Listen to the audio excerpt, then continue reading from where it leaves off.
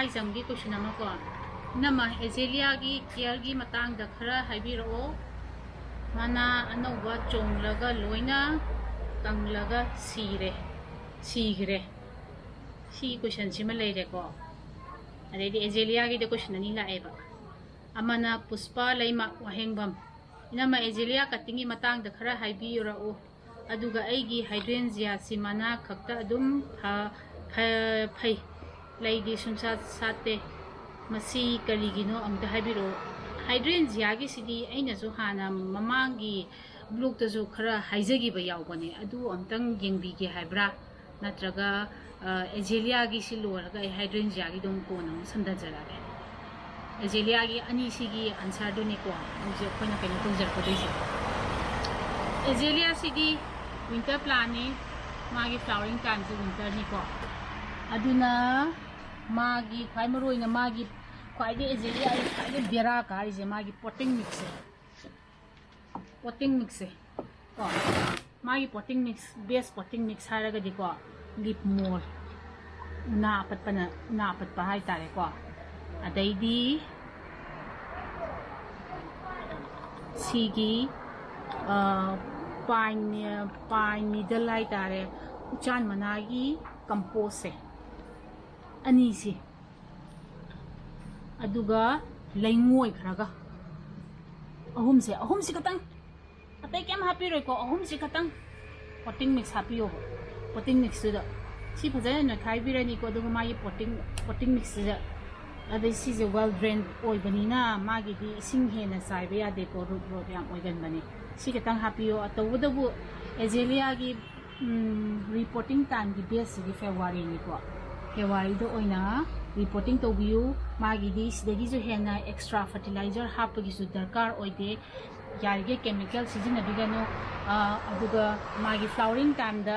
tha ma da NPK 2020 natra 1919 do foliar spray amtang to biraga lore atai hapu bagi darkar oide magi di potting mix se phajana sembiba adu khatang ni ade si pambi si yam slow growth oidane ba aduga ahemba chemical hapaga su yamna pattanba haitare ne aduga semi shaded area da thambiu kalenda nupsa da subu putu pigan ko aduga thama da fungicide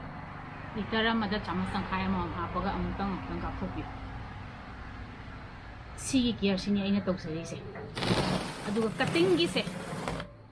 cutting gi ha yenga se Azalea gi cutting gi best time di monsoon time ni June July mid August mid nung chuba matam se to akhoi Manipur di hargana July adai di August ki first week second week sai bokan ni ko seisa Azalea gi cutting gi potting mix se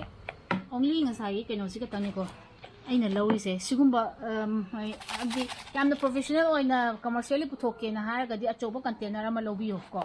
natraga di akoina sum ama ani khatang ka ke haraga di agi si bakery container duni ko si se saimu aduga lengoi si di Dimapur lengoi duni lengoi apo buse si di magi Azalea gi di sina base ni ko si se phatana samthok pire dana ko no makanghan biro ba phatana samthok piraga no makanghan biro aduga ngasagi fungicide ki mahi se tang hapsan biraga inin lehen bai tare to si se smain inin lehen chot lau bu na te ko si hapsan biro si makha hutoi ni ko makha hut kani ko drainage wall makha hut kani ubra udabra ui ko si hot biro aduga cutting se kamai lauga da ke se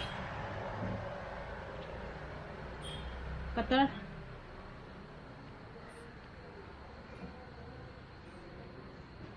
fazana sanitize tawthokpiro alcohol na natraga sanitizer amna magidi si ai Azalea pambi ni ko masa yamna phaba si makhoki si brown oiba kaino se stem je sinate ko ngasagi logdui se soft oiba si maton se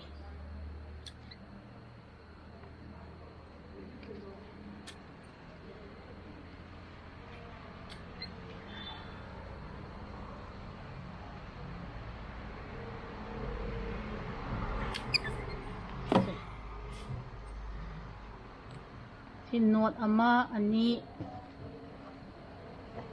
ay cutting mari ni ko ina laisa.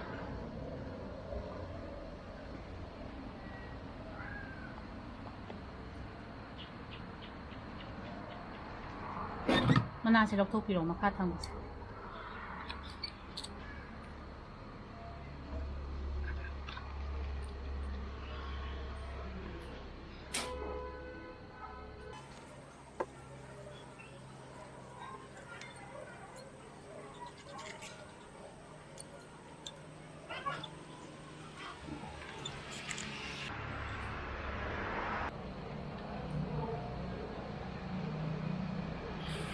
Lok thok pire ko mana makha gi se. Note ama ani ahum mari gum se mana lok thok piro ama ani ahum mari gum. Aina si lok thoe ko si matungda afaba routine hormone ama tawbiro ain si nei se fast food expiry date check tawbi ko koina leiba kanda si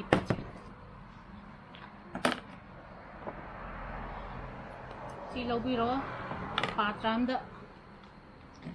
kitang haidokpiro aduga ising kitang hapsanbiro simag tawbiyo haba nate ko sisi aina tawbagine aina tawbo kanda sumana tawribo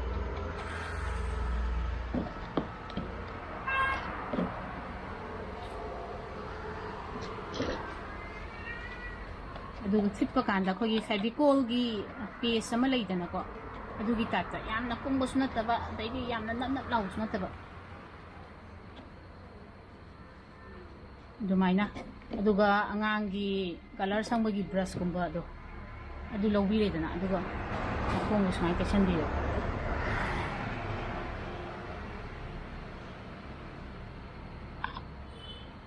mai keshan diro aduga minute ahum natraga mari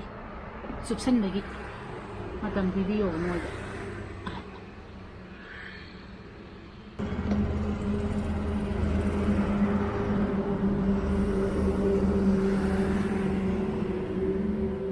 singatang subsan hanji ko kaydi cutting se khoina minute ahum muk thamme ko ma subsan bagi sang je do ngasai aina lawgiba lengoi do daida Kazik semuanya kutuk biru. Sudah ko mayam. Kapsan biru.